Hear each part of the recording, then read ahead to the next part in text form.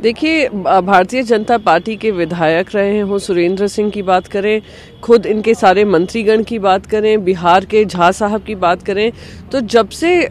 श्रीमती प्रियंका गांधी वाड्रा की एंट्री राजनीति में हुई है, भारतीय जनता पार्टी के इस शब्दों से स्पष्ट साबित होता है कि कितना मानसिक दिवालियापन बढ़ता जा रहा है। खिस्यानपट और बौखलाहट छुपाई नहीं छिप रही है और बार बार उनकी तुलना ऐसे लोगों से करना, सूपनखा बोल देना, रावण बता देना, मैं मानती हूं कि कहीं ना कहीं इनकी जो हार है 2019 में, उसके संकेत देते हुए ये शब्द सामने आ रहे हैं। आसाराम बापू जी पे काफ़ी गंभीर आरोप लगे हुए हैं, वो अभी भी जेल में हैं। उनके बहुत सारे फॉलोअर्स हैं, पर मैं मानती हूँ हर मंत्री, हर विधायक जो राजनीति से जुड़ा हुआ है और जनता के बीच में जुड़ा हुआ है, उनकी प्रतिबद्धता होती है कि संवैधानिक तौर तरीके और कानून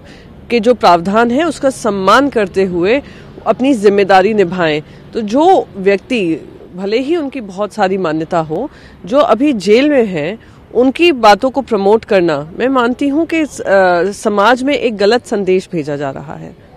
तो देखिए, राहुल गांधी जी शिष्टाचारी का विजिट था, क्योंकि गोवा के जो मुख्यमंत्री हैं काफ़ी समय से उनकी तबीयत ठीक नहीं है, अपनी जिम्मेदारी का पालन कर रहे हैं, पर उन्होंने ये भी ध्यान रखना है कि वो डिफेंस मिनिस्टर रहे थे जिस समय पे ये राफेल का सौदा हुआ था। और बहुत बार उन्होंने ये कहा है कि जब वो गोवा में थे और अनिल अंबानी जी पेरिस में थे प्रधानमंत्री मोदी जी के साथ, तब ये डील फाइनल हुई है, जिसकी ज़्यादा उनके पास जानकारी नहीं थी। तो कहीं ना कहीं फिर से इन शब्दों से साबित हो जाता है कि जो राफेल का डील था, सीधा सीधा सौदा था अपने यार दोस्तों की मदद करने का प्रधानमंत्री मोदी जी की तरफ से, और अब सब जो रक्षा मंत्री हैं, रक्षा मंत्री कम प्रधानमंत्री की रक्षा योजना में ज्यादा लगे पड़े हुए हैं। देखिए, अन्ना हजारे जी ने देश में काफी उम्मीदें जगाई थी। 2014 से पहले बहुत अनशन किया था, एक माहौल बनाया था भ्रष्टाचार के खिलाफ का, उन्होंने माहौल बनाया था कि कैसे लोकपाल आना जरूरी है। पर दुर्भाग्य की बात यह है कि 2014 में जिसकी सबसे ज्यादा मदद हुई हो, आम आदमी पार्टी हो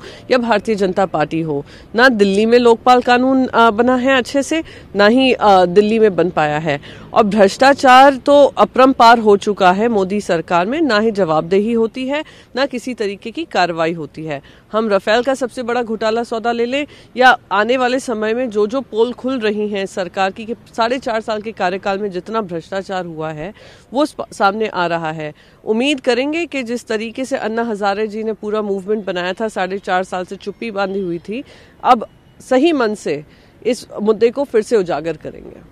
उन्होंने नौकरी छोड़नी पड़ी क्योंकि जिस तरीके से उन पर दबाव बनाया जा रहा है कि रिपोर्ट को उजागर नहीं किया जा सकता, तो उससे बहुत साफ तरीके से पता चलता है कि इस सरकार की नोटबंदी के फैसले से देश में कितना बड़ा आर्थिक नुकसान हुआ है, कितने व्यवसाय बंद हुए हैं, कितने लोग रोजगार से बेरोजगार हुए हैं और देश की अर्थव्यवस्था को कितनी गंभीर चोट पहुंची है। तो ये अपने कारनामे छुपाए नहीं छुपा पा रहे हैं, कोशिश कर रहे हैं, और फिर भी आज जिस तरीके से स्टैटिस्टिकल डेटा बचाने का काम कर रहे हैं, इनकी जो गैर जिम्मेदाराना हरकत थी वो उजागर हो रही है।